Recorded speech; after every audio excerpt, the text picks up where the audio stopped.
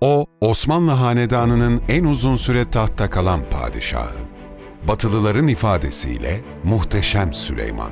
Bizde ise adaletli ve dirayetli yönetimiyle meşhur Kanuni Sultan Süleyman. Padişahın uzun soluklu saltanatında Eylül günleri çok hareketli geçmişti. Gelin bu zamanları beraber keşfedelim. Cihan Padişahı'nın Eylül günleri. 22 Eylül 1520. Şehzade Süleyman'ın babası, Osmanoğullarına halifeliği ve doğuda geniş bir coğrafyayı kazandıran Yavuz Sultan Selim Han, 53 yaşında vefat etti. 30 Eylül 1520. Sultan Selim'in tek oğlu ve geleceğin cihan hükümdarı Sultan Süleyman tahta çıktı. 18 Eylül 1521. Sultan tahta çıkalı henüz bir yıl olmuştu. Macarlar adeta yeni padişahı sınamak ister gibi gönderilen Osmanlı elçisini vahşice öldürünce Kanuni derhal sefere çıktı. İlk hedef Belgrad'tı. Daha önce kaç defa kuşatılan şehir sonunda fethedildi. 25 Eylül 1522. Bir yıl sonra Akdeniz'in eşkıyası Rodos şövalyeleri her tarafı haraca kesmişti. Bu durumdan sadece Türkler değil, Hristiyanlar da şikayetçiydi. Donanma Rodos'a asker çıkardı. Birkaç ay sonra teslim olan Rodos'ta bundan böyle Osmanlı bayrağı dalgalanacaktı. 20 Eylül 1526, Mohaç'ta 250 bin kişilik orduyu birkaç saatte perişan eden Kanuni, Macaristan'ın baş şehri Budin, Budapeşte üzerine yürüdü ve şehri fethetti.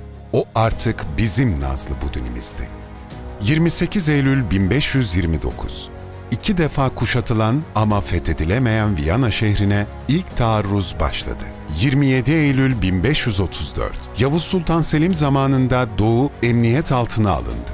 Fakat yine Şii batıniler ortalığı kasıp kavuruyorlardı. Kanuni muhteşem ordusuyla yürüdü İran'ın üzerine. Karşısına çıkan kuvvetleri birer birer yenerek Tebriz'i aldı. 27 Eylül 1538.